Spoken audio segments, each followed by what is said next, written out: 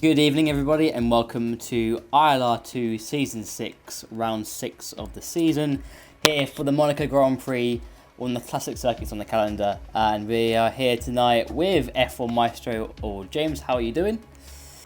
Hey guys, I am well, thank you very much. And as they used to say, or as FizzyFan91 used to say, it is time for Monaco, baby. The best or worst track on the calendar, depending if you're using a wheel or a pad. Very challenging for all the drivers, going to be a high attrition rate, and it'll just be, if you keep it at the wall, you're probably going to get a good result tonight. It'll be interesting to see if weather plays a part as well.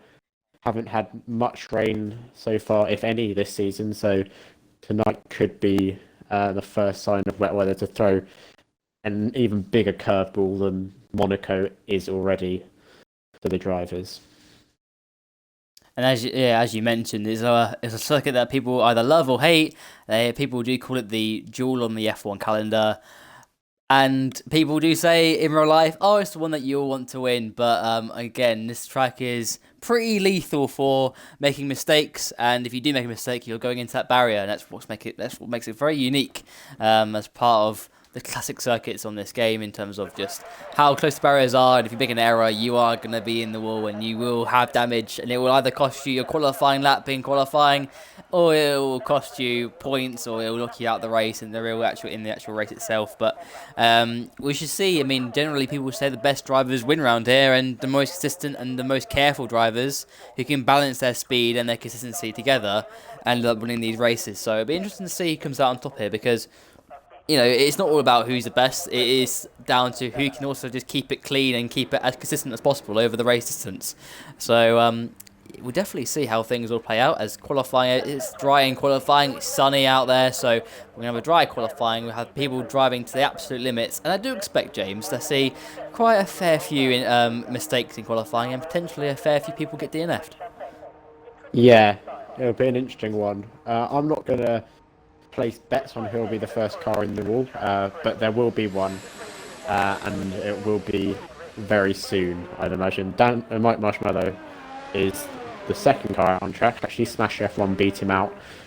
They've both gone out on the soft tyres, and that is the luxury of Monaco in comparison to some of the other tracks we've been to this season. There is not much tyre wear, so everyone gets a proper shot at qualifying, as opposed to Spain last week, China and Bahrain, I think, where you have to use the medium compound tyre and only get one shot at the end, whereas these guys will have 3 or maybe even 4 sets of soft tyres lined up, so they'll have multiple attempts at laps, which you really do need around Monaco, because it's very easy to throw away a race here. We didn't race around Monaco last season, but 2 seasons ago it was TR Dutchman who took the win. He's not racing anymore. Very few people who did race 2 seasons ago are still on the grid. I think Jamie and Blumson are probably the only 2 looking at the drivers list. So it'll be a different winner to who we had 2 seasons ago. But that's all to come after qualifying, as we've got Mike Marshmallow rounding the final corner now to start his first lap. And should we go on board with him, shall we, and see what he's like for around here? So first corner, third gear, turns in, gets an alright exit. He shortly took the fourth gear to get the exit out of there, so there we go. And then now through this long left and patiently in fourth gear, and then to the right, you flick it right, down to the third gear to get better turn in. And then mind that bump on the left, and then down into this second gear. That's your first step done very quickly, it's quite quick. And this circuit is very quick in these F1 cars. Lowest hairpin in first gear. Bit deeper on the apex, but he's alright. Line's not too bad. And then now just being patient here, all about power, just pulling it when you need to, not getting any oversteer. And now through the tunnel section, and in real life you get some very classic TV shots down here. And now heading into the chicane here, which is difficult to get your braking point right. And I think he's navigated through there nicely. A little bit of a cut, but it wasn't like a completely bad cut. It wouldn't have been validated his lap time. And now left, right, and then now. In the wall, in that, yeah, maybe. I guess the green flags again. Maybe just Smasher was in the wall, I think. Yeah, Mike's quite close to the wall. So now here comes Mike across the line, sets our first lap wash. It'll be his first lap of the session. 10.2. That maybe it was actually invalidated from that chicane. Yeah, maybe it was that chicane. It did look like a cut to me. So that's his first lap done, and it's an invalidation. Yeah, that was that. Jork And goes fastest on the pad. 10.2. So fair play to him. Current championship leader by 22 points ahead of Nathan Aitken. He is on top. And then Nathan Aitken, Sky in second place in championship. As soon as we said that, pops it into provisional pole for now. And he's into P1. And he's another one. And then Danny. Okay, so we're getting a lot of... that's a very good lap from Danny. Actually, 9.3 on the soft. Similar tyres to Nathan Aitken. Now Overkill's at his top. And someone's out the session already. Fletch 2105, Yes. the first to crash somewhere in sector 3. But yeah, Overkill's and he's crashed in the swimming pool. I was just riding on board with João Paulo's had his lap hindered there. But the difference between Overkill's and Danny on the wheel and Nathan Aitken and Jork on the pad apparent very early in the session. I'm watching Mike's lap with you, and what I noticed was he used first gear quite a lot, so using the engine braking, which is still unfortunately in the game, to slow the car down and get more turn in, which isn't particularly realistic, but obviously these drivers are trying to make the most out of what the game gives them, and if it is faster, you can't blame them for using it. As Mulder has disconnected again, he disconnected last week, and it cost him a potential podium. I'll try and get him back in, but I'm not sure I'll be able to do that, as Nathan Aitken finishes another lap, and I don't think he improved. No, it was a 13.3. Yeah, and we've got Anspaz out there at the moment, so we might see him put up the order, and he's on the soft, so we'll see what he can do. But that's people's, like, the main guys as first runs in. Brumpson's out there at the moment, so we'll see a lot from him very soon. But yeah, the pad versus wheel difference is it's pretty obvious around here, and we expect that, obviously, as now Renault gets slightly in the way of Anspaz, and Anspaz loses it, and actually, you know what, he pops it into the pits. So he's not going again. Anybody else? We've got Mulder and Brumpson's on a lap. Let's see what he can do in the Toro Rosso. Mulder's back in, that's good. Good, he's back. That's nice. So let's see. Brumpson out the penultimate corner now, and then into the last corner. Gets a little bit oversteer on the penultimate corner, but the last corner again, going a little bit more deep than you'd like to be. Across the line, it's going to be a 1 minute. Yeah, 11.7. It's off the pace by a bit. So it just kind of feels people are. This circuit is all about getting the rhythm as well, getting your eye in, and just basically just. It's not all about driving at. It's similar to Baku in a way, where you're not driving at 100%, you're driving at 90 and 92% all the time. You're not driving completely up on 100%, because if you do that, there's a more likely chance of you making mistakes, so you put more pressure on yourself to deliver that lap time. Around here, people will be pushing, but they're going to be not pushing to the absolute maximum they can normally go, because if you do that, you're going to make more errors potentially. Talking about just drivers in general, Nathan Aitken's up there again. He's done quite a fair few laps so far in the session. So again, talk about drivers getting their eye in. This is what exactly he's doing. Locking up a lot though there, and I think we might see quite a few lockups in this race too, because the braking zones here and the braking points just in general, it's high speed, people taking a lot of liberty with their speed through certain corners. And we're going to see a lot of people probably lock up their brakes a lot, and you never know, it could end up in instances where people actually brake too late and it goes completely wrong. As now Nathan Aitken comes back into the pit lane. Jork is out there still. Is he on a flying lap? He's just started one. See, let's keep on board with current championship leader. He's on the pad, remember? So let's see how he goes through here. And it'll be pain for him around here, because the slow corners as well, just turning it in and just, he'll be struggling a lot and probably getting quite frustrated. But Lowe's hairpin now, again, being very patient. Quite well, slowest actually, corner. the pad. He has. Yeah, and he's using, again, you mentioned first gear being used a lot. You can see a lot of that on the pad, where he's using the first gear to get the better turning on the front end, just to get that, let's get that line right. And heading Yellow into this next. Someone off there. Somebody, that's a Force India. That's no race. It's a racing point. Sorry. Anspaz is off, so yeah. Jork's on. He's not on a personal best. It's close to his best. So multiple corner now. Let's see. Heading into the last corner. DRS coming up soon. Needs a good line for a hit, which he has got. Not a bad run. Actually, no, he's actually oversteered out of it. He hit the curb on the left at that last corner, and that's 3/10 off. So he didn't improve on that at all. Not bad, just kind of spoilt it towards the end there. But it would have been close with his previous lap time and his previous lap anyway. Mike's back out there again. So is Danny. So both Mercedes boys, they're on it. And Danny, I think he's just gone faster than he did before, but he's now 0.003 off Overkill's lap. But we'll keep on board with Danny and see if he's going any faster. And I think he's not really on it here. 0. Yeah. Mike up to 3rd as well. And Joe Paolo up to 5th, so I imagine he's on the wheel. He's not got any points so far, I don't think, after being moved down to F2, but if he's on a wheel around Monaco, you're not really going to get many better opportunities, so if he manages to keep out the wall in the race, he should. There's yellow flag through sector 3 here riding on board. Oh, no one. And Dazzler went off sector 2, and Jamie... Yeah, so Jamie's out. Jamie's off the circuit as well. So a lot of people are just struggling again with that braking point after the tunnel section.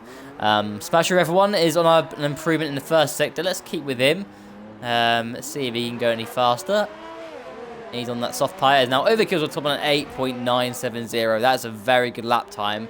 Now that is a time for people to beat now. He's laid down the marker early. In some ways, as we spoke about earlier, is about, you need as many laps around here as possible, because make a mistake and make an error, that's your qualifying session done. So he's pumped in a fast lap early and laid down the marker for people to beat very, very early on, and he's let his guard down. So that's interesting to see. He'll definitely have another crack at it towards the end of the session, no doubt, but it's very early. And now Smasher F1, now the last corner. Let's see, does he go any faster? He's on an improvement. Across the line is a 10.7, puts him P7 for now. So in the top 10. So there we go. Anybody else? Bromson's on out up again. Mulder's still in the pits, but he's coming out to do a lap, so he'll be coming out, and he's one to watch because he's got everything to do here, James, isn't he? He's last 7 minutes. Actually, no, he's back in the pits. He's not actually doing another lap. He's doing a lap later on in the session, but he's got everything to do here because he'll have 5 minutes. Oh. How's that happening? That's interesting. I wonder. Is there anything? Nathan Aiken was in the wall, no front wing. I've just seen it. He's in the pits now. Where's Nex? Quite far ahead of him on the track, and based on the fact that Aiken's front wing came off, he must have run into the back of him.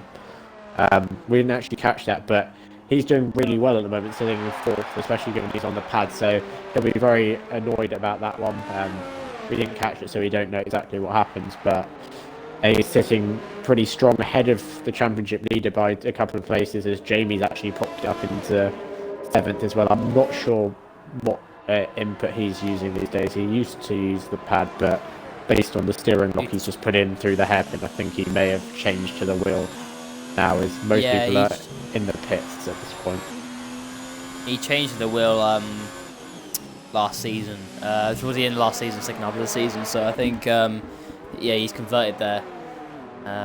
Bromson's on a lap maybe. Go and see Bromson, see how he's getting on. Yeah, it looks like he's on one. He's got a bit of traffic ahead. The Racing Point. He's not using his ILR on it? though, so maybe he's No, he's not. No. They are Hamilton maybe on the lap.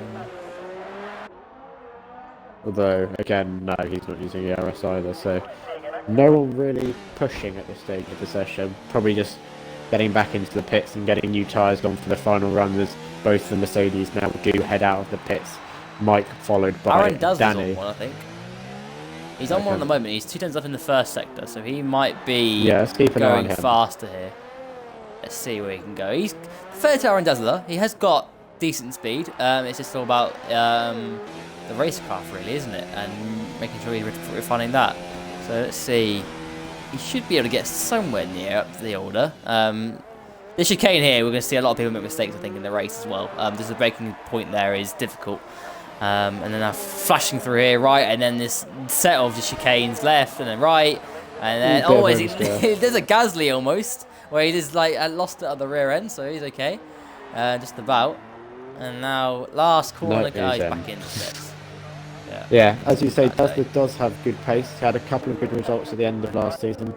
I think it was a 3rd in Japan and either a 2nd or a 1st in Brazil, but he's yet to show that form so far this season. He's been a bit unlucky qualifying down the order in the one-shot qualifying races of China and Spain, which I've commentated so far, as I think Mike is now starting the lap, so we'll see if he can improve. Currently sitting third on the grid, some 6 tenths off overkills on pole and 3 tenths of his teammate Danny in second as he heads up the top of the hill through Massenet, drifting down to 5th, then down to 4th, and now swing it right through Casino Square on the upshift, on the exit as he avoids the bump down to Mirabeau. Just under half a tenth down as we now head through the Lozette pin. He's missed the apex quite significantly there as we head down the hill towards Portier now, and he uses first gear once again. Can he get good traction on the exit? That's reasonably good. We head flat out through the tunnel here, nothing to worry about until he bursts back into the sunlight down towards the Nouvelle chicane, breaking down into second gear. Oh, he's hit the wall! So easy to do. Because that barrier sticks out at an angle. Yeah. I think every league race has done that at some point, to be honest. Yeah. Such an easy mistake to make. As we go on with Danny instead, who's 2 tenths up coming into sector 3, flying through the swimming pool chicane into Ruscas. Gone slightly deep into there, but should recover on the exit now into Anthony Nose. Heading on the DRS, not too much wheel spin. He should improve there. Will it be enough to challenge overkills? He heads towards the line, 23 thousandths off. And yeah, sorry, I interrupted you talking about the Nouvelle chicane.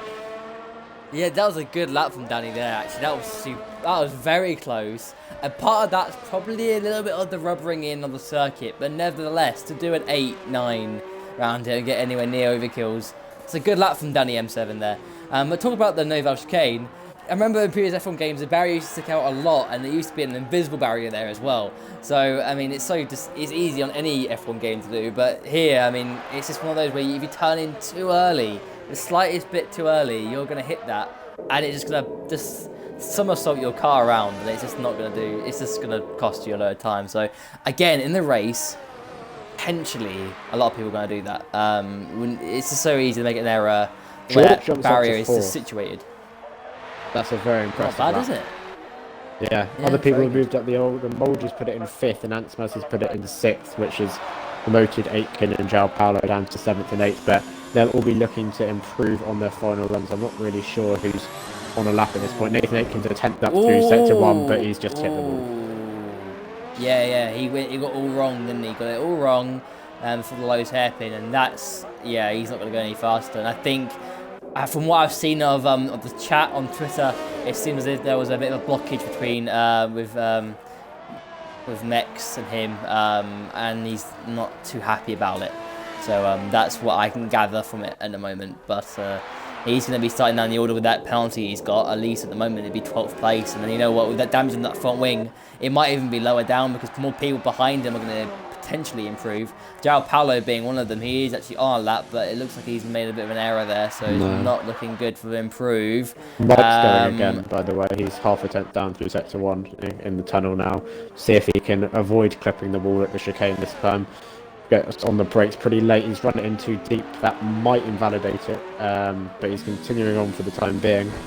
As Mekzizu has been... Mike. I think he's done that on purpose, you know. Yeah. Mekzizu's got disqualified. Danny's also retired. As the overkills has clipped the wall on Casino. I just cut onto that.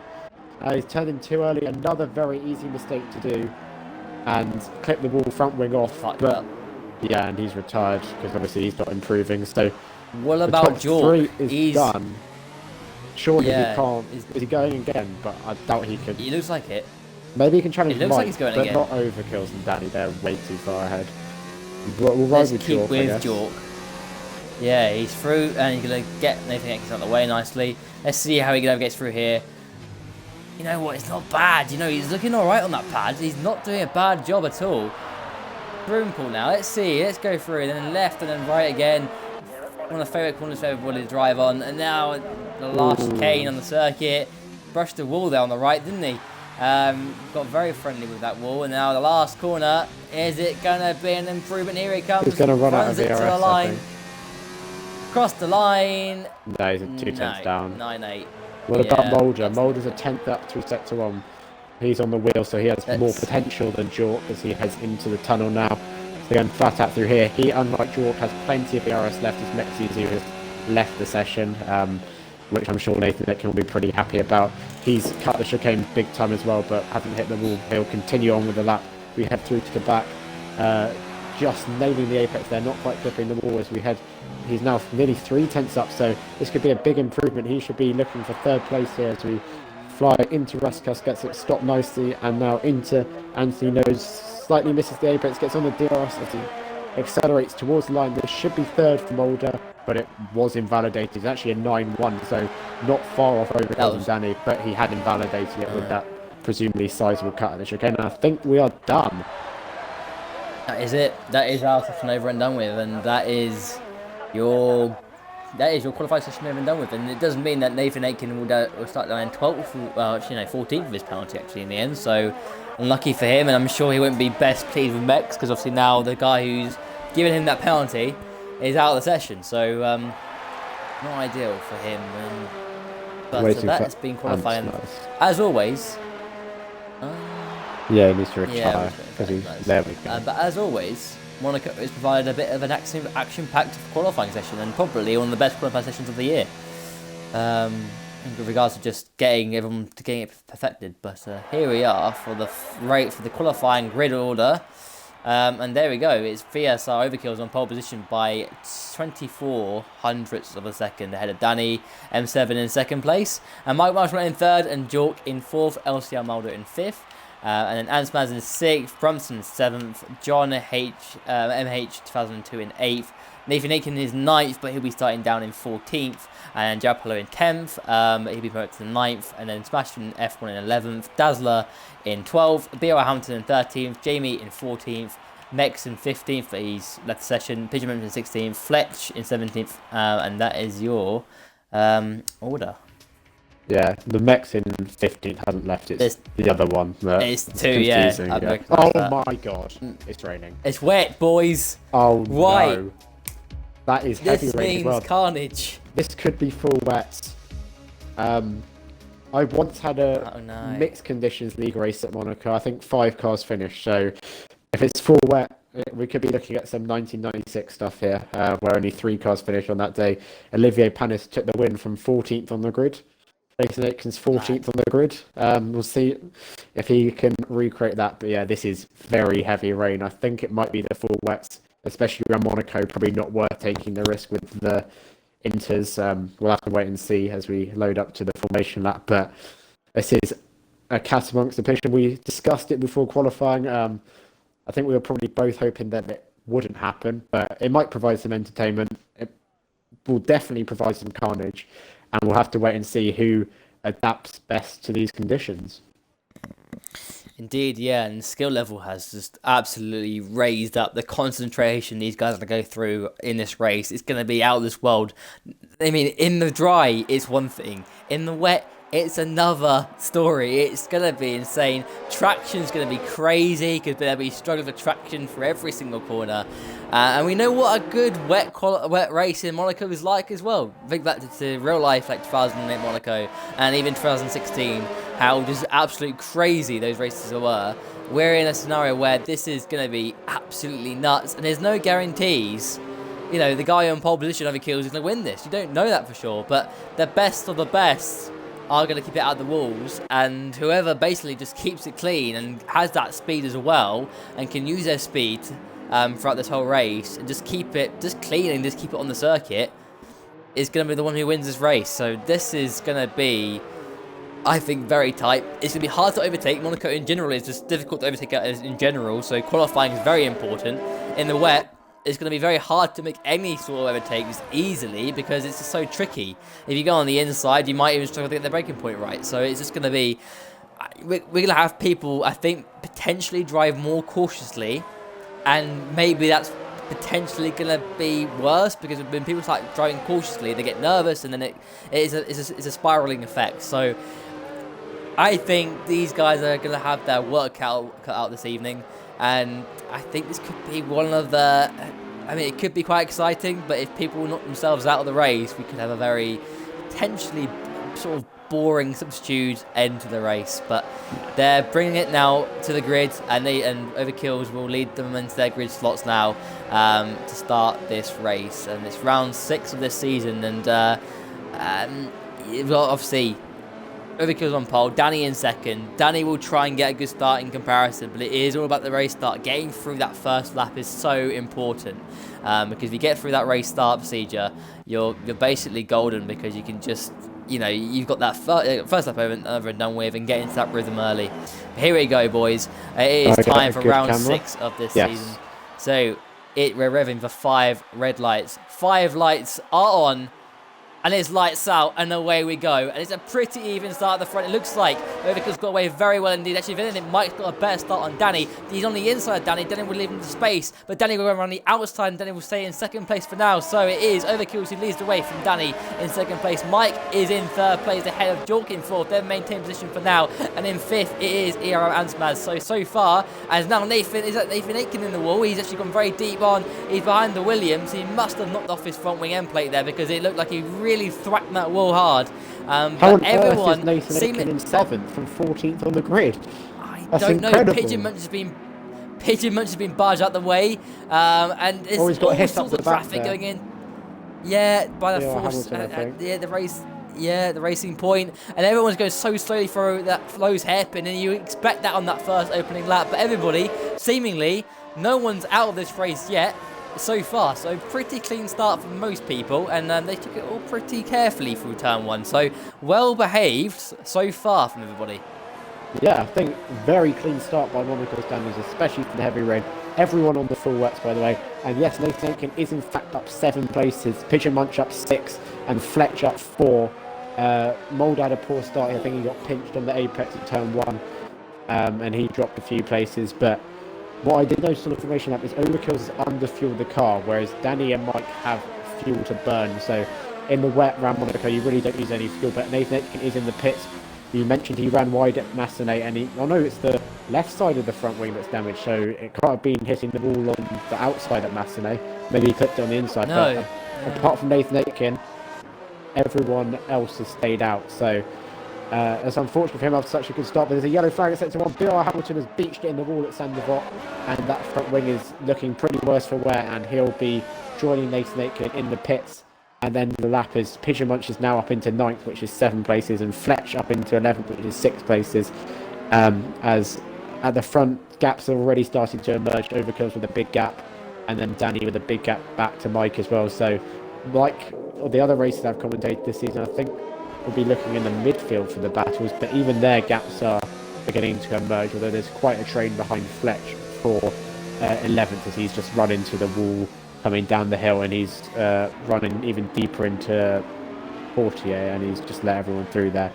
So that's an interesting one.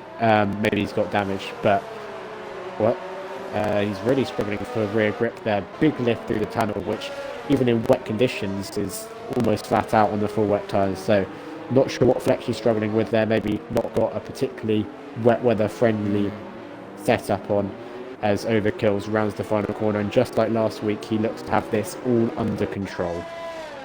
It does indeed, but the main battle on circuit at the moment is between Mike and Jork. Jork's seemingly looking a little bit more confident at this stage of the race in comparison to Mike.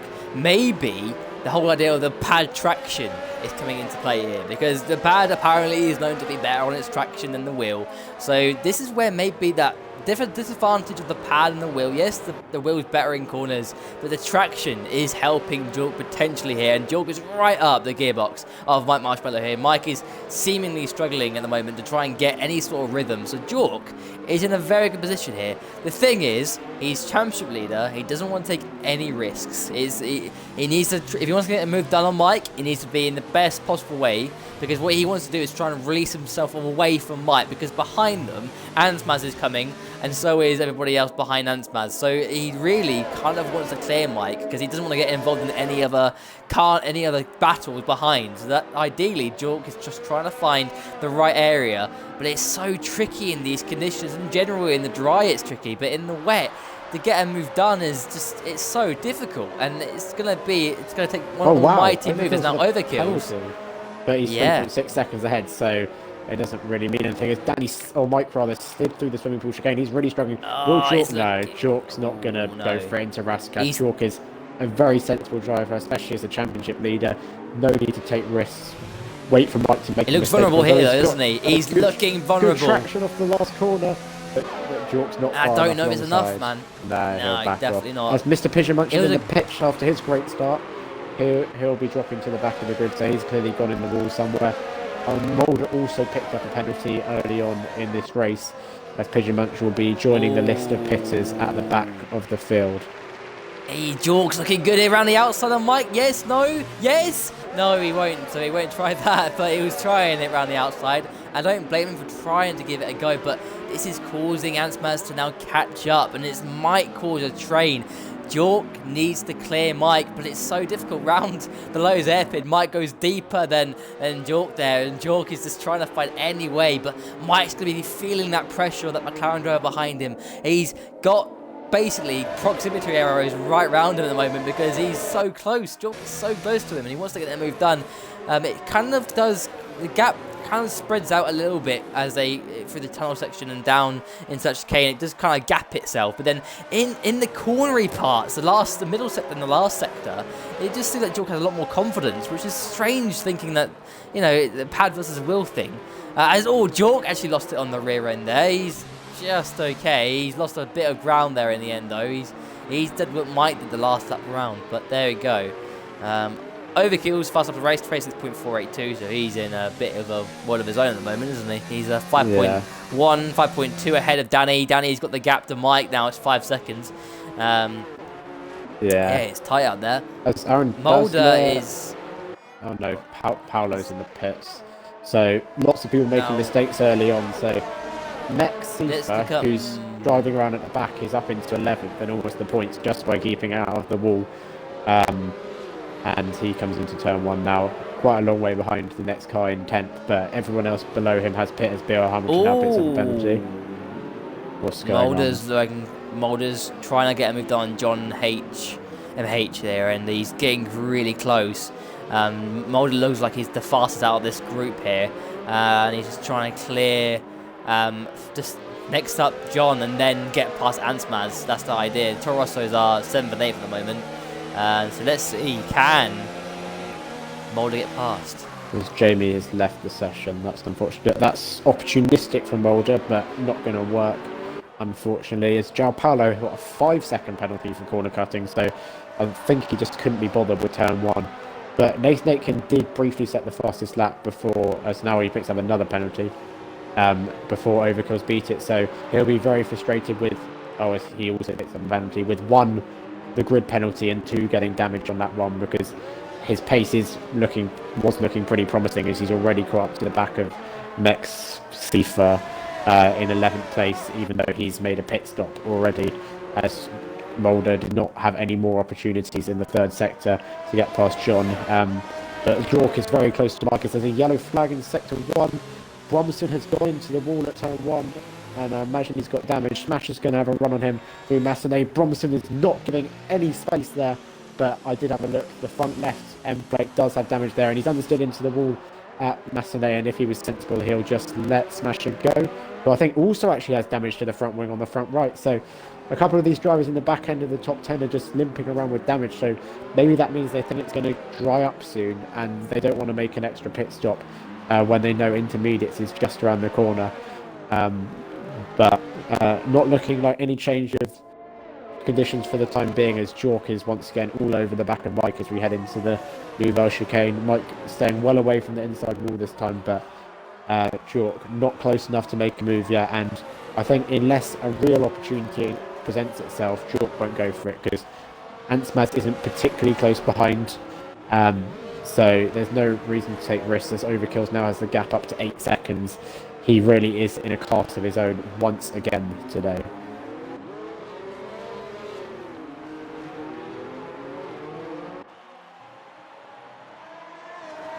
Dom, you there?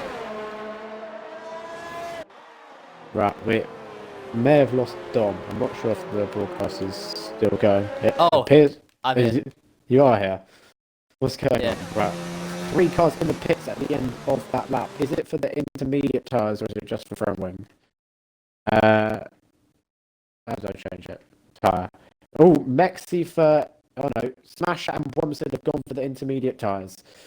John went for another set of full wets as the yellow flag in sector 2. as that would be Fletch, who's had a spin at the chicane. James, could you invite Jamie? He's asked me to invite him.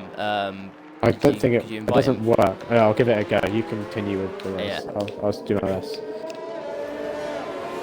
So let's talk about. Has everyone pitted for Inters yet? Yeah, a couple of people that. did. I think it was Bromson and Smasher. Have a look. That's a risk very early on. I think the track is getting to the point where it is drying and is drying out, and yeah, that's interesting. I think it's opportunistic at this point in the race because it is at that point where the transitions are getting there, and it's worth a risk. People who are sort of battling for those final points paying positions, it is worth going for that. So there you go. Jork again chasing after Mike, and he's pretty close behind again, but he's not able to make an opportunity. And he's going to wait later on, I think, as I think he just passed Nathan Aitken or Fletch. No, that's Fletch came out the pit lane there. As just a Fletch question, James. How long was I actually not talking? Like, well, I don't know how long. I realised after 10 seconds, but you're maybe off for like 30, 40 seconds, as I can't unfortunately invite Jamie back. Oh, strange, because I was talking on my end, and I wasn't on mute, so that's strange. Yeah, I couldn't hear you. But yeah, none of the top guys have gone for the Inters, so maybe this is just Bromson and Smasher being like, oh, we've got damage, we've got nothing to lose, let's go for the Inters. I'll have a look at their lap times after a couple of laps, but at the moment there's a yellow in sector 3, as Nathan Aitken has retired from the session. Yeah. That's unfortunate. Got it back up into the points already. I don't know where he's been. DNF'd, I think. Mirabeau. Yeah, he's knocked up into Mirabeau, as Antipas now picks up a penalty. But Mexi Fur, once again, shout out to him. He is doing the consistent drive, not pitted yet, and he is up into 8th place now after people have made mistakes. As Amsterdam is dropping back further from Jork and Mike. So I think Jork's pace is genuinely really good here, especially given he's on the pad. But if it dries up, that advantage that he may have in the wet weather may start to disappear, as we need to see what Smash's lap times are. He is gaining on Mr. Pigeon Munch, so maybe it is looking like it'll be intermediates very soon. But the top guy's not willing to take the risk just yet. We still have 16 runners in this race. Nathan Aitken in the wall at Mirabeau and Mexizu disconnecting at the end of qualifying. The only people out as now Mexi Third does come into the pits. Will he change the wing, and what tyres will he go on to? John MH moves up into 8th, and those are a set of intermediates, no wing change. So this is the first person who's come into the pits actually for intermediates instead of also changing the front wing. He's going to drop down behind Smasher and Bromson, but he will be out ahead of BOR Hamilton. And Smasher was gaining quite considerably on Mr. Pigeon Munch. I think the top guys may not have realised it yet, just because of how spread out this field has become with the wet weather, but I think maybe Jork will go for the Inter, see if he can get the jump on Mike. It just depends where he'd feed out.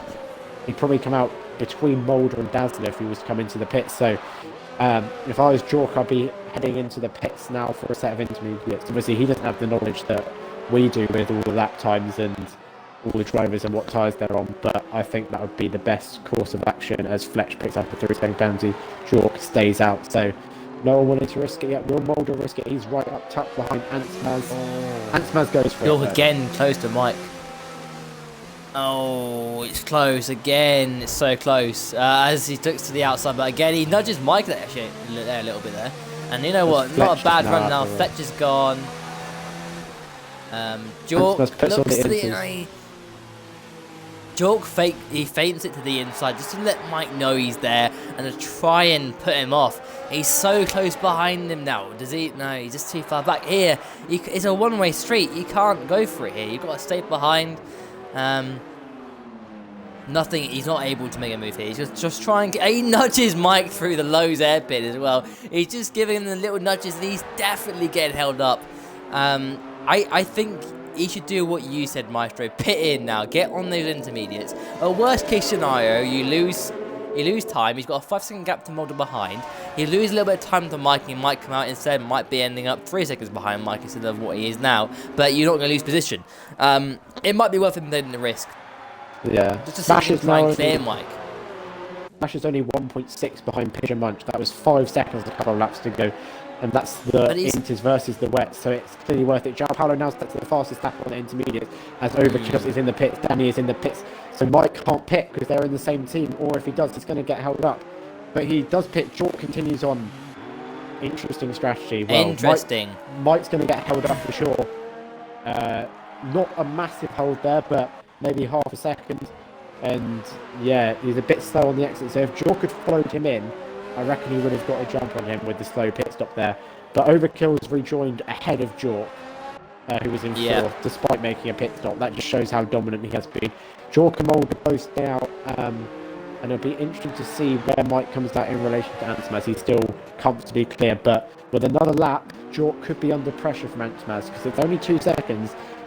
So Jork could end up losing this position to the Racing Point driver, as pretty much everyone else is now diving into the pits for a set of intermediates, with only Jork and Mulder as Antsmas runs deep into Massenet there, out on the wets. The order has reshuffled itself. Smash is up to 7th, and Lex Seafer is down to 10th, but as Fletcher's left the session, but he's out of the race anyway. Both Ferraris out of the race here early on. A disappointing day for the Scuderia, and we'll have to see if Jork's strategy of staying out long on the full wets works. I don't think it has, man. AI comes in. No, he's lost a lot of time to Overkill. He lost a lot of time to Overkill. He's going to be behind. The reference point here, I think. Yeah. The reference points here was if he could keep the gap to Overkills. If he could kept the gap to Overkills, it would tell us a story that it'd be fine. You know what? He's taking out one more lap. Again. He's doing another lap. I think last lap time. In my opinion, either it's going to start raining heavily again, or he's trying to do what Lewis Hamilton did in 2015, or 2016 rather, and stay out on the full wets until it's time for dries. Yeah. Not a strategy I'd recommend. It may work in real life, but on the game, I don't think that's going to work unless it starts to dry up very quickly, as Mulder is now into the pits, and he is out comfortably ahead of Smash F1 in 6th, but he's also still behind Antsmas, so that's not worked for him either. And we'll have to see what Jork's strategy is here. A very interesting one, to say the least. But if he pits now, he'll probably end up behind Mulder if he pits this lap. So the full wets are just that much lower at this point. Yeah, I'm a bit baffled by that one, as Bromson has a bit of a train behind him in the battle for 8th. Aaron Dazzler and Mexi for battling over the final 3 points playing positions, and Aaron is looking very willing to get the move done. He's getting held up, I think. He's looking good here, yeah. He's looking quite confident on those inters in comparison to Bromson, so he's looking to try and get this move done, but again, here is a single road. You can't really do much here. No one can overtake through here, unless you're Adrian Sutil back in 2013. But anyway, let's see.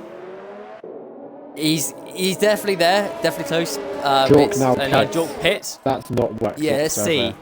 No, definitely not. He should have pitted the lap that Mike came in. He would not have known if Mike would have been held up because he didn't know that. But if he was going to try and get any chance of getting ahead of Mike, he should have pitted the lap before, or the same lap as Mike, because he probably. John MH's kept the wheel at the chicane as Mike jumps Jork. No, he's not done it. Antsmas jumps Jork. He might just be ahead of Mulder, actually. That hasn't worked out as badly as it might have done, but he's still lost a position. But I did think he was going to be behind Mulder. But Antsmas has a penalty, I think. So that's not disastrous, but he won't be able to put the pressure back on Mike that he had before. It's a shame, but it was worth maybe trying something different. Yeah, he's obviously, at this point, he's still net P4 on penalties, as you said, about the penalty that Antsmas has, but he's not a million miles away from Mike. If he can get, I mean, the thing is, it's just another car that he's got to get past, and it's not ideal. If he wanted to get on the podium, it's another car that he doesn't want to be involved with.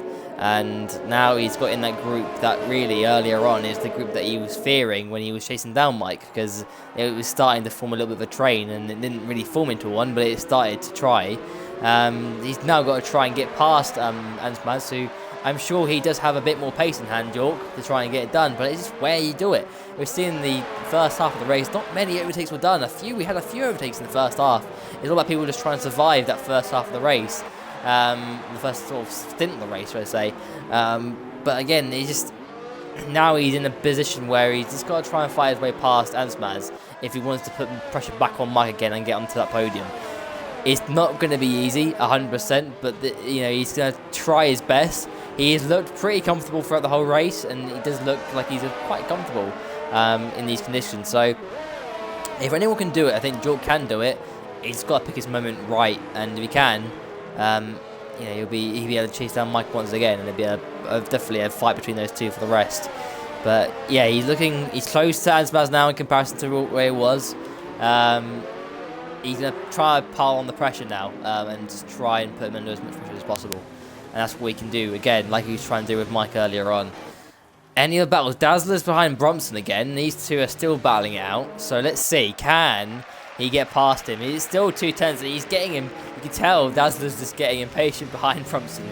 He's feinting it to the inside, trying to let him know he's there and trying to get him to make a mistake. And now Dazzler gets a penalty for cutting the Lowe's hairpin, which really shows his frustration. Anyway. Yeah, and there we go. And Bromson's gone deep into that corner before the tunnel section. So if he can just read where Bromson's weak areas are, he can try and utilise those weak areas to make a move later on. But it's all about just keeping your head cool. But he'll be getting absolutely infuriated because it's costing him time. He's losing time to Smasher F1. It's just not an ideal situation for him at the moment. And he's just got to keep it calm. And it just shows how challenging this circuit is, because it's all about, 1, qualifying position, 2, the conditions as well. And no matter what condition it is, in the wet it's even worse. If you can't get an overtake done, you're stuck there for ages. And this is what he's got. He's stuck behind Bromson for such a long time. And he's just got to sit there and hope and pray. He's really close here, but he's half, he's 3 tenths. He's not able to get there. He's got NH just the fastest lap. He's catching up big time to that group. That gap was 7 seconds a couple of laps ago, so that just shows how slow Bromson is, really. Here he comes, round the outside. No, he doesn't do it. He's just trying. Bromson's doing all the right things, keeping his head cool, not bottling it under pressure. He's putting his car in the right places and keeping it on the circuit, and he's right to be there. If anything, he's got every right to be in 8th place, but he's going so deep into Lowe's. That, as I said, that commentator's curse as you like it, and you know what? That's the move done. It's Dazzler into 8th. Bromson. I'm not speaking again. Oh, God. Sorry, Bromson. He's lost position. I think he has damage, actually, on the front left of the front wing. Yeah. So that would explain his lack of pace. Yeah, he's definitely missing an end plate there. That's a big dive bomb. Doesn't quite make it. But but you know what? You get it. Both end plates, actually. As John MH opportunistic there on the inside of next C4 and up into the points. Next C4 bad line to the chicane as Hamilton's now clipped the wall at the chicane and João Paulo moves up to 13th. But yeah, I think Bromson will pick this lap. He's missing both end plates. And no, he stays out. But it's only a matter of time before John and then Mex get past him. And Mr. Pigeon Munch is only 2.5 seconds back as well. And Jork has still been unable to make progress on Ansmaz, who is dropping back from Mike. So it will be frustrating for both Jork and Mulder, who are quite clearly faster than the racing point, but unable to make a move as Aaron Dazzler's already 3 seconds ahead of Bromson as João Paulo sets the fastest lap again, but an early mistake has cost him big time here and he's down in 13th.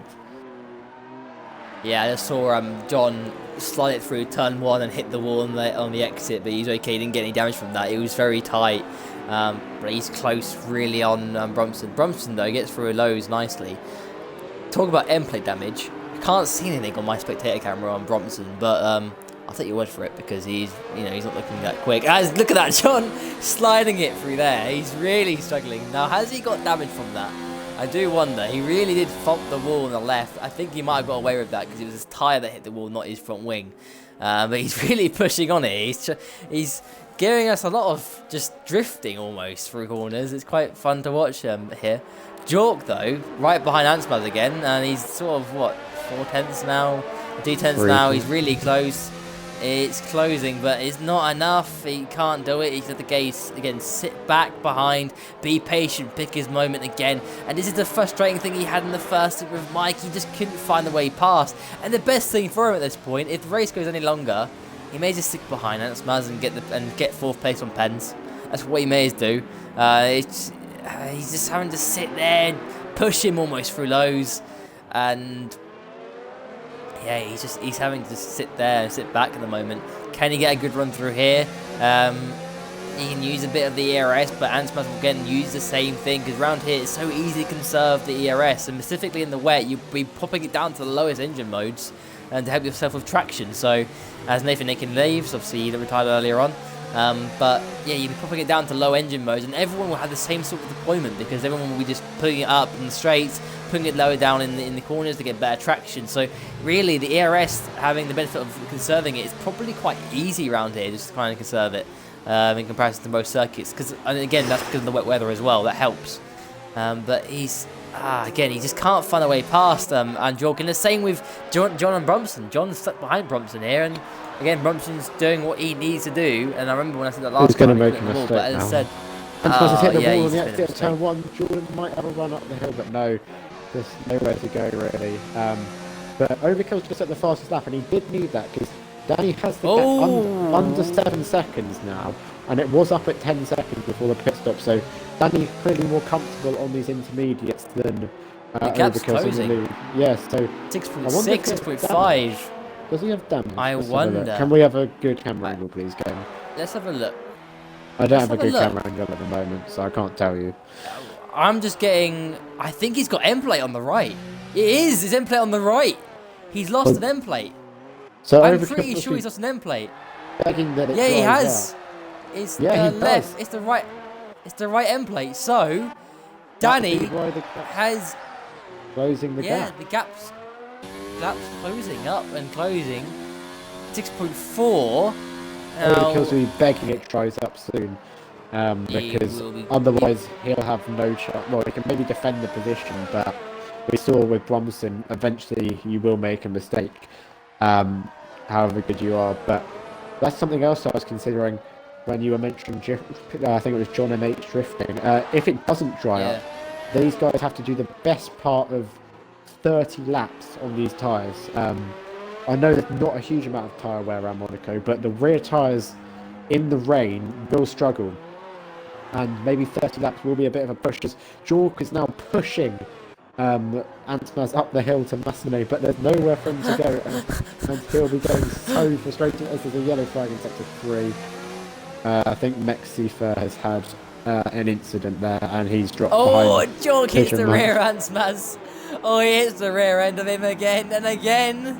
Oh, he's trying so hard. He's sitting, and this is what he did with Mike. He just kept shoving him. He just kept shoving him round lows, and that's what he's doing here. He's just trying. He's getting frustrated, but he can't do anything. He just got to sit there. But you know what? The thing is, the worst for him, he's got Mulder on his ass as well. So the thing is, Mulder he's one to take some real. He can go for some moves. Mulder, he's pretty good on making moves and making quite aggressive moves work. Oh no! So again, it's wait. Just put Bromson in the wall at the hairpin. He tried it up inside, side by side into that corner, doesn't really work.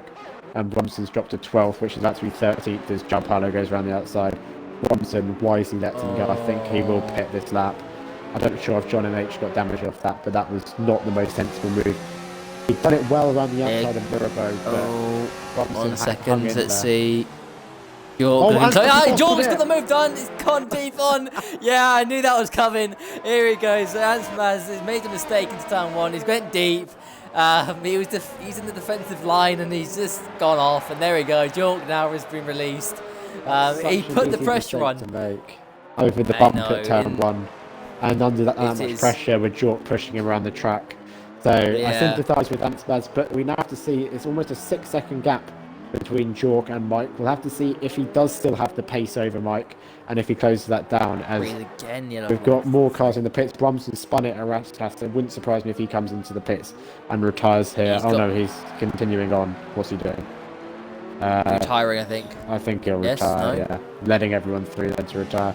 Mexi Fair also in the pits, presumably for a new front wing for himself.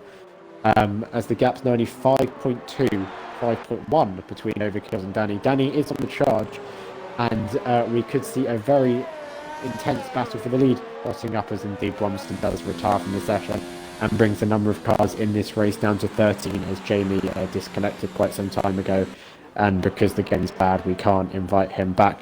as Antsmaz now has Smasher all over the back of him. Although Antsmaz will pit if he has any common sense, because he hit the wall quite hard at turn 1. So I imagine that's quite some severe wing damage, and yeah, he does. Yeah, so he's in. He'll probably drop to around Pigeon Munch as Smasher is revving the hell out of the gearbox on the exit of the corner. We'll stay away from that, as Jorka's got the gap to Mike under 5 seconds already. So by lap... Who's that ahead of him? That is Mike going into Mirabeau. By lap 30 maybe? Oh no, that's Jamie's disconnected car. Lap 30 maybe, we expect to see Jork back on the back of Mike, as Antsmaz is now down into 10th behind Pigeon Munch. Oh yeah, he had to change the wings, so the pit stop takes a bit longer. And João Paulo is pretty close to the back of him. João Paulo looking for his first point of the season, but not quite close enough, as BR Hamilton also comes into the pits, presumably for a new front wing. And Hamilton and Seafair will just be hoping for more people to crash at this point, and hopefully then they'll be able to nick a point or so. But the gap between Overkills and Danny has stabilised. Increased. If anything, increased a little bit. Yeah, 5 seconds. In the first sector, Danny does gain it back, and then it just kind of. Does Danny have damage on the front right? I'm not quite sure. No, it's fine. I don't think he does. No, he's okay. He's now got it back under 5 again. So Jork's got the gap down to 4 seconds exactly. So he is definitely exhibiting the pace. Mulder can't keep with him, and Mulder's on the wheel. And we know how fast Mulder is from last season, runner-up in the championship last season, as he's hit the wall in turn 1. So Jork is looking very quick here, and if he does pull this off, a podium on the pad around Monaco, that, well, I don't want to commentate to curse him, there's still 17 laps to go. I'll be in awe if he manages it. There's not really any battles on the track. Maybe the battle for 10th between Antsmaz and João Paulo is the only car within a second at the moment, as Danny has now, after we set the gap and stabilised, he's taken a second out of Overkills on this lap. The thing is also, let me just interject there. Overkills has got a pen, so he does. I don't think Danny has. As Antsmaz has so just he doesn't. More front one. Danny doesn't have to make the move on circuit. He can just stick behind him. He doesn't need to make it. As long as he just keeps himself out of trouble, close that gap down to under 3 seconds, and I think he's fully capable of doing that. And the thing is, the track's drying. You can see how it's getting drier in the first sector. So, I don't know. In this position, Danny's probably wanting this rain to continue and just keep these conditions. He wants these conditions to stay as they are, because then it means that Overkills, you know, he's not going to be in a great position, because he's losing time here now. Actually, if anything, when it's getting drier, it's making things worse for Overkills. So Danny's in a great position. Run into the back of Antsmaz in the tunnel. Antsmaz has to lift for even more damage now. He gets out of the way of the Alfa Romeo there. And João Paulo is now up into the points, as Antsmaz has just lost it really after that first mistake. But yeah, I completely forgotten about Overkill's penalty. That's a very good point. And Danny will know about that if he's sensible enough to ask Jeff. And Danny's a sensible driver. I know he'd love to win on track, but if there's not an opportunity, he's not going to risk throwing away 25 points in a wall. So if he gets within 3 seconds and can sit behind Overkills, as Antsmaz now speeds in the pit lane as well, I'm sure he'll do that as he does retire from the session. So that moves Seafair up into 11th and BR Hamilton up into 12th, down to 12 runners in the race. Bromson also leaves the session, as Jork narrows the gap to Mike under 2 seconds. But Mike is a more experienced knee racer than Antsmaz, and I'm sure he won't crack, or is less likely to crack. I won't say he won't. He's less likely to crack, and as we saw in the first stint, he held it together very nicely then. But what we must also consider is Jork with the 2 lap fresher tyres than the Mercedes, which will start to pay dividend, especially as the track dries up and the grip becomes less, as there's not much water on the track for the intermediates to clear. And then again, we have the potential of who gets the pit stop lap if it does change from intermediate to dry. And I'm agreeing with you, it's still raining at the moment, but there's definitely less spray, as Jork now has the gap under 1 second. Does Mike have damage? It doesn't look like it. So Jork is genuinely just rapid, it would appear, because he's left Mulder for dead as well. The gap's now up to 4 seconds behind, as Jork is all over the back of the Mercedes once again, and Mike will be like dreading the sight of the McLaren, whereas he's had 15, or no, A 13-lap hiatus as João Paulo now moves up to 9th in the Alfa Romeo on the hunt for more points. A 13-lap hiatus from seeing the McLaren in his mirrors, but he's going to have to be very alert again, because any mistake he does make, Jork will be ready to pounce and move himself up into the podium position. So we'll have to wait and see how this unfolds. The closest battle on track at the moment, so probably one to keep an eye on, as Danny now has the gap to Overkill's under 3 seconds. So if the race was to end now, he would win. And I did check his race director a couple of laps ago. He has no warnings, so he is not in danger of getting a penalty as it stands. So he's looking very good, and we have to see now if Jork can put the pressure on Mike, make him make a mistake, or maybe suss out his weak areas. But you said that earlier, Martin Brundle and David Croft say it every year in Monaco. And I've tried to do it when league racing around this track. It's not that simple. It's just so difficult to pass. You basically have to either go for something crazy or hope they make a mistake, because especially in these conditions, and Jork knows that he's ahead of his championship rival, Mulder. Nathan Aitken's out of the race, so it's Overkill and Danny who are out of his reach. So there's no point throwing away 12 points trying to get an extra 3. Would be my point of view, but and Jork knows, especially around this track, 12 points around Monaco for him is basically a win. That's an incredible result as he heads down to the chicane once again. Not close enough to Mike, very close to the wall on the inside though, and we just have to see if there's anywhere where he can make a move. But Danny could be on the back of Overkill's any second now, because the gap is now down to 1.3. Yeah.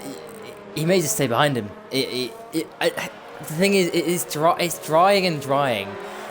This is far from over yet, I think. But even if Overkill's, if he does need to pit, if these guys need to pit again, Overkill's will need to get a wing change because of his end plate damage.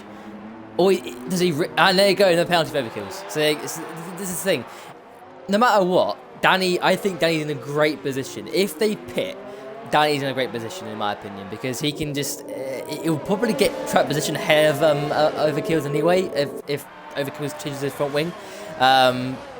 That's what basically Danny's going to try and get, is within, very close to Overkill's, get within a second, keep him under that pressure.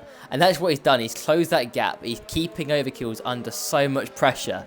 And Overkill's going to have seen that gap just absolutely rapidly decrease over the last sort of 5 laps, I'd say. Because initially, it wasn't really decreasing that much. It was 6 seconds, keeping there a little bit when the wing damage happened. And then it decreased and decreased. And as the conditions have got more drier, it's got worse, because as it's got drier, the track isn't wet, it's not optimal anymore for these tyres as much as it was. And then the understeer starts kicking in, and then as the understeer starts kicking in on circuit, everybody's witnessing that. But if you've got damage, it makes it even, exaggerates it even more. So he's just struggling at the moment. The gap's under a second. 12 laps to go. Danny is in the driving seat here. He can just sit behind. If the track does not dry enough, he's got this nailed. And even if it does dry up, and even if they do change tyres, I still think he's in a fantastic position at the moment. Danny has driven a textbook race. He hasn't knocked off his front wing yet. I hope he doesn't. Touch wood he doesn't, because I commentate cuss pretty much every driver on this grid. So, hopefully he doesn't make a mistake, an error. He needs to play this out clever. He's raced a lot of years. He's got the experience. He should just stay behind Overkill's and just let this race play on. That's what he needs to do. He's got a massive gap to Mike. The gap's 31 seconds. That's grown a lot. It shows how much pace those two ahead have got. I do think, even though we can't see damage, I just think that's a big gap to have. It's a very big gap. I don't know if it shows how the pace difference, or is it, Mike loses the rear end. And they're struggling on these tyres now, but I don't know if it's pace difference, or has Mike generally got some damage. That's a big gap to have. That's a very massive gap. I've just checked the lap time. Overkill's is lapping about the same, if not slightly faster than Mike, even with what we can visible damage for him. So, we know Overkill's is insane, given he's in this tier. And he's just missed a few races. Jork, look at Jork, almost had the run there. If he'd taken a better line to the chicane, he might have been able to do it. And Danny's a Monaco specialist, won his first league race around here. I think he's won a lot of races around here. So I think those two are just going to be in a class of their own regardless, and in qualifying that was evident. They were like 6/10 clear of anyone else, so I think it's genuinely just their pace advantage here, as João Paulo and Pigeon Munch have been into the pits recently for a new front wing and a new set of intermediates, so that's promoted Mex Fair back into 10th position, and it moved John MH up into 8th ahead of João Paulo. It's just so frustrating. So close behind Mike. Mulder has arrived on the scene as well, so maybe Mike does have damage. If he's on the podium, we'll get to ask him. But this that's is so not frustrating. looking very likely at the moment, with both Mulder and Jork waiting to pounce. As I was trying to have a look through the race director, and Marshmallow, I think, has 2 warnings for exceeding track limits, but as does Jork. So if either one of them gets a penalty here, well, if Jork gets a penalty, maybe he'll be more aggressive, trying to get past Mike and make the gap. If Mike gets a penalty, Jork will find out about that and then be like, right, I know Mulder's got a penalty behind, Mike's got a penalty in front, we can just chill here for the remaining 10 laps, no need to take any risks, as Mike is a bit all over the place, maybe burning out those rear tyres under the pressure from the McLaren, and DRS is enabled. So maybe the dry tyres aren't far away, as Mike's swerving out on the corner. DRS is pretty useless around this track, let's be honest, so I don't expect to see any moves with it, as Jork has been careful on the brakes into turn 1. But there's nowhere from him to go. He's so close. He's lifting off. And did he go for it? Does he go for it on the edge? No, he doesn't. He's hit the wall on the left and he's tapped him. He's okay. I think he's okay. He's okay. And Dazzler in the pits. Will they put on the dry tyres? Yes, they do. Smasher goes for the mediums. Dazzler goes for the mediums. Jork is so close. Jork is so close. I think his end plate's fine. He's okay. He didn't get damaged from that. Look how deep Mike's gone in. Jork's just pushing him around over the low hairpin again. Oh, Jork, you just got a feel for him. He just sat in this train as Mike's just drifting it through the corners. He's struggling for grip. This has got the lap where people pit in. It's too early, I think. And I know DRS has been the thing on the previous game. Mike's gone so deep into the Nobel chicane. Oh god, and you know what? Overkills is in the Overkills is his front wing. Danny's gone in and he's on the medium. Overkill's on the softs. I think that's a sensible decision. He had to do that if he has any chance of winning this race. He's 8 seconds behind. That's effectively 14 seconds due to the penalties that he has accumulated. As both Mike and Jork will come into the pits, and we'll see if they get jumped or anything. But Smasher didn't look particularly convincing out of the pits. There's a lot of wheel spin. Mike goes for the soft, and has he been held, or is that just the game being stupid? Game being stupid. It's game being stupid. As he's ahead of Jork. I think Mulder changed the front wing. Yeah, Mulder changed the front wing. Jork goes for the medium, so he's clearly not confident on getting them to the end. And I think that would probably be a done deal for Mike. He should be safe from McLaren behind, unless he makes a mistake on one of these early laps whilst the conditions are still slippery. João Paulo is still on the intermediates for some reason. He pitted 2 laps ago for them, so he'll be kicking himself just before DRS is enabled. He'll probably come into the pit this lap for a set of dry tyres, and he might just come out ahead of Mex Fair and maintain 9th. Have to wait and see, but now it's become a game of the chaser, which is Danny earlier, has now become the chased, because now it's going to be Overkills pumping in those lap times on those soft tyres. But bear in mind, I do think maybe the medium is the better choice, because I think those softs are going to wear out in these 9 laps. They do degrade quickly. But Overkills has been in the pit lane that lap, and he's just on the fastest lap. The gap gap was almost crazy. 8 seconds. It's down to 5.5. Overkills is a man on a mission here, but he needs to make sure he doesn't overcook it and put it in the wall, because that would, well, if he DNFs it would throw away 18 points. If he only loses his front wing, the gap behind Mike is still almost 30 seconds, and Mike's still no quicker than Jork, despite having a tyre advantage. So maybe he does have very minor front wing damage here, or as Jork now does the fastest lap as well, he was also in the pit that lap. So I think that's just the track improving so much. I think the Smasher was a lap too early, but the lap Jork, Mike, Danny, Overkills, all of them lot pit, I think that was the lap to do, as now Smasher does it the fastest lap of a 17.8. That's some 3 seconds faster than Jork. Obviously Jork was in the pit lane and Smasher wasn't on that lap. as the gaps now start to stabilise. Danny's probably got his tyres up to temperature now on the mediums. Yeah. Whereas Overkill's gone that a bit quicker on the softs. Yeah. That gap, even though it says 5.4, remember that's 11.4. Overkill has a hell of a job to do here with just 8 laps remaining now, as Danny, despite the fact I'm watching Jork halfway through sector 2, Danny has actually started lap 32 here. So 8 laps to go for those two, and I think unless Danny makes a mistake, he has it in the bag. And Jork is continuing to pile on the pressure from Mike. This is an astounding drive from the McLaren man. He's been wise all race. You know, the strategy wasn't quite right when he switched over to the Inters.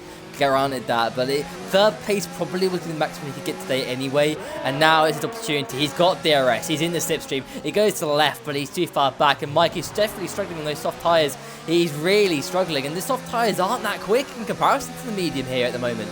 So it's looking like the medium was the better choice at this stage, and it's the fact that the soft is going to start struggling as time goes on, because it's fast initially but then slows itself down as it wears more.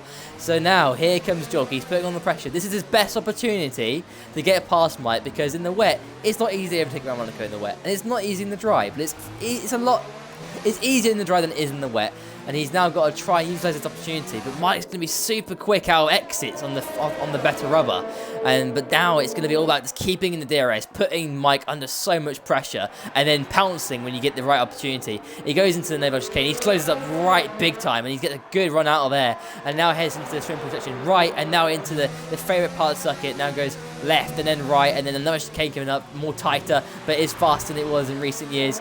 And he's close again, heading into the corner. Looks a little fainty look, but doesn't go for it. Last corner now. Can he get a good run through here and get on that DRS? He gets an alright run, but he's too far back. Mike's actually got a bar exit instead, and has to stay behind for now. And we won't go for the move into turn 1, but again, he closes up into turn 1 in the braking zone. Gets a good run, a very good run indeed. You know what? This is a good opportunity if he wants it. Here he goes. No, he blocks nicely. Does Mike? Mike's got so much experience. These two have got so much experience combined, and they know exactly where to place their cars in comparison to one another. But no, it stays for now. Mike stays in front ahead of Jork, and it's great racing, great defence, as you would basically expect from these two veterans on F1. Mulder's arrived on the scene as well. He's done back-to-back fast laps, but he now has at least 6, maybe more seconds of penalties, so he's out of the picture already. But Mike is placing his car so well. He's not been particularly quick today, whether he has damaged or whether he just hasn't got the pace compared to these two. It doesn't really matter. He's putting his car in all the right places, and I don't see Jork making a move unless Mike makes a mistake here, because he, as you said, so experienced, he knows what he's doing. Jork's experienced enough not to go for a stupid move, as Mike is now starting to maybe pull it back. Oh, Jork made a mistake. He's made a mistake. Here comes Mulder. Does he go for on the inside? He looks to the inside, but yeah, he's bailed out of that. Oh, he hit the wall and bobbed him down, but he's okay. But not ideal. Jork looked a bit vulnerable there for a second, but again, he'll close up in the DRS of Mike Marshall, and the track is getting faster. Every lap we go past is getting more rubbered in, and the track's getting a lot more drier. This is going to be an absolute thriller to the end between these two, and if anything, Overkill's and Danny. Danny has done a superb job. It's 3.9 seconds with 5 laps to go. I don't see, even if Overkill does get past Danny, for him to even stretch a 6 second gap. I think Danny's got this under control, and if anything, if Danny really wanted to, if it does get close, he can let Overkills go, because I think he's got enough pace in the bag. But anyway, concentrating on this battle between Mike, Jork and Mulder. It's super close. If anything, Mulder's closer to Jork than Jork is to Mike. Can he make a move into the Nova chicane? Does he look for the move? He's too far back and has to stay behind for now. This is a great three-way battle between these 3 different teams, 3 different drivers in terms of experience level and everything they've got. But it does look like at the moment Jork is looking very under pressure. Is now through the right and left. He's hit the wall, and there's someone's front wings falling off there. I don't know who that is. Someone's end plate, and I think that's Jork's. Yeah, it's Jork's right end plate. It's gone. He's lost his end plate damage. He's got end plate damage in comparison, so he's hit the wall. Game over then. And he won't be able to pass Mike. It'll be 4th place for him, unless Mike gets a penalty here. He just needs to make sure he keeps Mulder behind. But to be honest, he can afford to let Mulder go because he has 6 seconds of penalties. That's a shame. He's just pushed him too hard there. Maybe he really wanted the podium, but I'm afraid it's probably not to be. As talking of having a horrible race, BR Hamilton, poor guy's behind Jamie's disconnected car.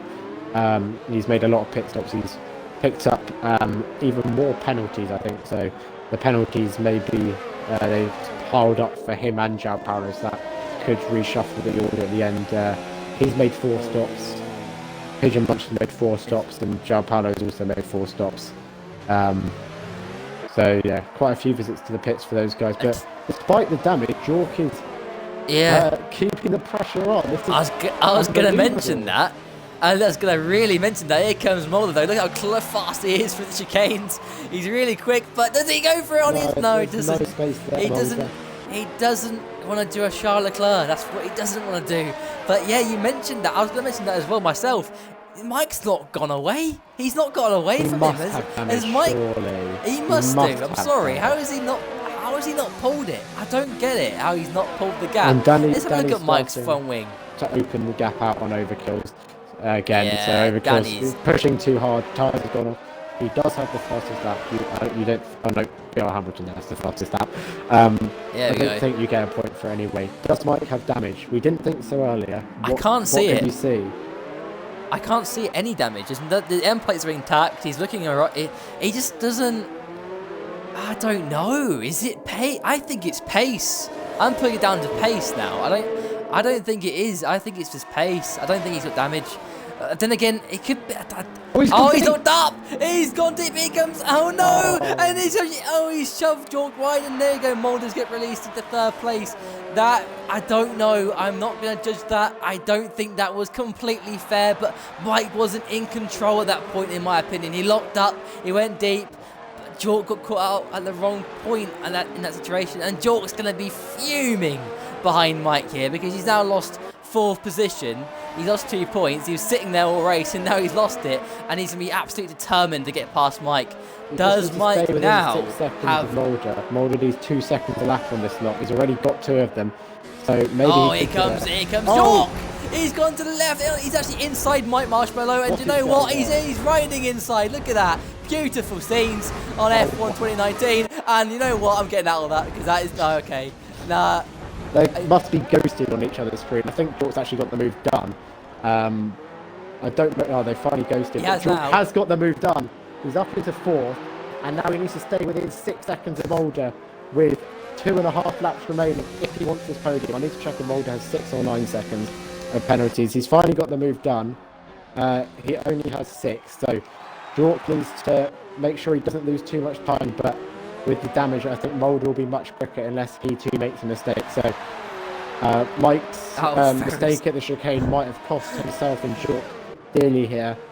I'm not sure what was going on with them mounting each other. We'll try to pretend that didn't happen. I think this might make it into one of the best moments of this season. I'm not sure if Mike actually left the track, as Mulder now does the fastest lap. 2 laps to go. He needs 1.7 seconds in those 2 laps. It's going to be tight. He can do it. Yeah, I think he can do it. As Mike's losing control. Maybe he's overheated the soft tyres. That would be my prediction. But yeah, back to the incident. I didn't catch if Mike actually left the track, because if he did, then it's definitely a dangerous rejoin, and he is sliding everywhere. His tyres have definitely overheated, and I think Mulder's going to do this. You know, I think he's going to claim 3rd place here, unless he puts it in the wall somewhere, because the gap's 5 seconds already, and fair play to him, but that's unfortunate for Jork and Mike, as Mike is sliding big time. He's probably going to lose out to Smasher here, you know. He's only 3.5 seconds behind, as Danny has now started the final lap. This has been nicely controlled by the Mercedes driver. 2nd place last week in Spain, and it's looking like, unless something goes horribly wrong in the remaining 2 sectors, it should be the win this week. It's been fantastic, yeah. Well timed, well driven. It didn't have the pace in the early stages. I mean, Overkills definitely had the pace, stretched that lead out to around 8 seconds, and then it closed it back up again when Overkills made that error when he was leading the race. And Danny has driven a faultless race, done things right, closed the gap to Overkills, sat behind him, and then they all pitted for dries. You know, he had the benefit because in that sense, Overkills had to pit for front wing, and that put him in the lead. And then from then on, he chose the right tyres, put on the medium tyres, didn't put on the soft, the medium on, and that has also helped this call as well. He's made the right calls at the right time. It's a textbook race from Danny M7, and he's on his return to Formula 1 racing on F1 2019. He's going to win here in round 6 in Monaco. It's a win for Danny M7. He wins in ILR. Great win from Danny. Fantastic drive. VSR overkills in second place. Ends up 10 seconds with that penalty behind, but fantastic job, fantastic drive from Danny M7, and a well-deserving winner in Monaco. Fantastic job. Now here comes Mulder. Different winners from 6. Yeah, it is. So we're here again. We were crazy. here 2 seasons ago. We had 6 different winners in the first 6 races. Mulder does have the gap. Back again. He had the pace. Gonna come home third when he needed. It'll be a podium for Mulder here. Pretty deserved. He was in the right position when he needed to be, as B.R. Hamilton's given up. Jork comes home in 4th. He'll be disappointed with that. But again, it's Monaco on the pad. 4th place is a great result. Mike in 5th in the end.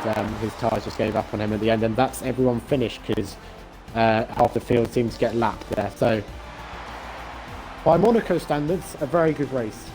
Fantastic drive from Danny to win. Overkill's made the mistake, and Danny kept it on the road, and that's why you'll see him on the top step there. Mulder, a pretty quiet race to be honest. We didn't really talk about him much, but he was always there. Picked up on the mistakes at the end, and he's unleashed the fastest lap with a couple of laps to go and come home 3rd ahead of Jork and Mike. I think it was Smasher in 6th and Aaron Dazzler in 7th, but have to wait for confirmation on that. Congratulations to Danny on what, as you said, was a superb drive, a flawless drive almost, and he takes 25 points to the bank. Overkill taking 18 points to the bank. They'll close further on the championship leader, Jork, who finished down in 4th. And yeah, it was Dazzler in 7th. And everyone else was a lap down. John MH in 8th. That's, I think, his first points of the season. Lex Sifa in 9th points on debut. João Paulo in 10th, his first points of the season. Pigeon Munch just missing out. Jamie disconnected early on. And B.R. Hamilton was the last finisher. He will get promoted to 12th because obviously Jamie wasn't actually in the race. Hence Maz DNF, Bromston DNF'd, and both the Ferraris also DNF with Net Zizou disconnecting and then the qualifying. And yeah, by Monaco standards, very, very entertaining race, and we'll speak to the podium sitters very shortly. Indeed, yeah. I just want to mention Jork before we get the podium boys in. Jork again, unlucky race, definitely, but again, scores great points. Consistency is key in this championship, and again, he scores very good points today. And I think if you look at Mulder's race, it was almost a mirror kind of Danny. He sat behind people at different stages of the race, didn't make any risky moves, made the right calls at the right times, got past when he made the most of opportunities when it came to him, and he got 3rd. So fair play to Mulder as well today. Great drive from him to get on the podium, and I'm sure he's very chuffed with that result in the end after being well down in the order, I think, earlier on. So fair play to him, but we'll get the top 3 in, and I'm sure we'll have a very happy Danny M7 with that race. So let's get them all in. If you want to do podium interviews, James. Yeah, Mulder will write his little paragraph, but I'll speak to Danny and Overkills. Yeah. Congratulations, Danny. Great drive. Well done, Danny. Well done. Include your audio and whatever, and we'll get started when the Grandissimo. other guys are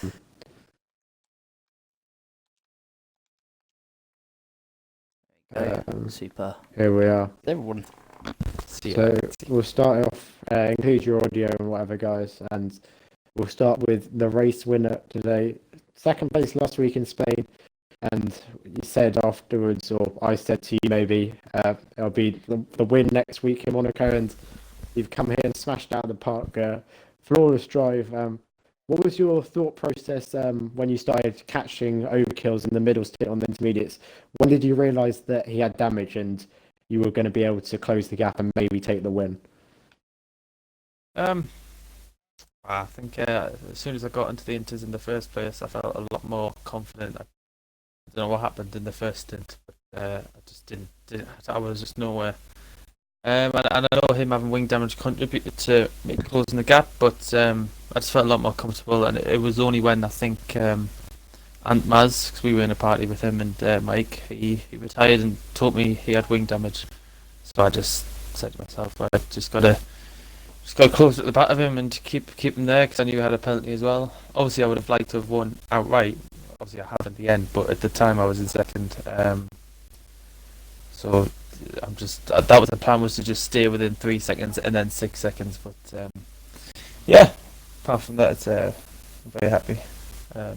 I felt as though pole position was there, just couldn't get that lap in and just kept it out the walls all day. And yeah, I'm very happy. But overkills drove really well, and I think it just showed the gap between me and him from the rest of the field, that we were just kind of in a class of our own today.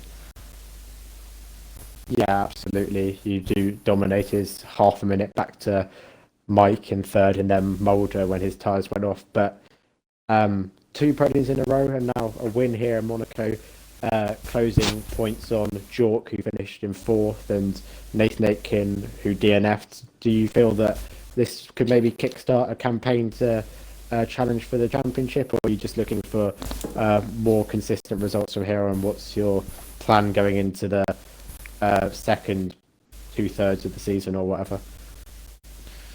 I said to Mike, I think I was after Baku. We're coming up to Spain, Monaco, and Canada, and I said, if I win one of them races, I've got to go for got to start thinking about maybe putting a title challenge in. You know, from where I was in Australia, just coming back into it to where I am now, I think I've improved a lot, and hopefully I can start to mount a challenge, because, you know, the next few tracks I quite enjoy. So yeah, obviously looking for more consistent results, and we'll see where we sit by mid-season.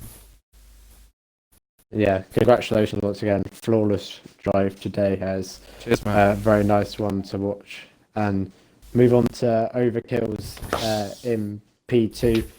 The win last week, not meant to be today. I've read your message in the chat already, but explain what happened when you got damaged. Yeah, right. First of all, happy with my pace in the first stint in the wets. I thought that was good potential for a race win. But then towards the end of the stint, just coming into the pits, basically halfway through actually, controller just disconnected. Didn't have enough time to put in batteries. So I had no game sound for about 20 laps, which was a bit of a shame. But I had to deal with it in the end. Just went a little bit too deep into Mirabeau and cost me a bit of my end plate, which led to Danny closing the gap severely within about probably 5 or 6 laps. So yeah, it was just a bit frustrating that's the way it's gone down. But anyway, he did a solid job throughout the race. So you got to say props to him, because he deserved it. Yeah, you put on the softs at the end. Was that just an all-out attempt to try and maybe close the gap and put him under pressure and hope maybe something went your way? Well, I put the softs on. In theory, to try and get fastest lap. I had enough time to change batteries then, so I got my game sound back, and I knew I had 6 seconds penalties, which is too much, and Danny probably didn't have any. I didn't check in the end, but yeah, I just wanted fastest lap to get an extra point, but no, Mulder nicked it from me, didn't he? Yeah, it's unfortunate. I'll ask you the same question I asked Danny. You missed a couple of races early on in the season, but just like Danny, it's back-to-back podiums now.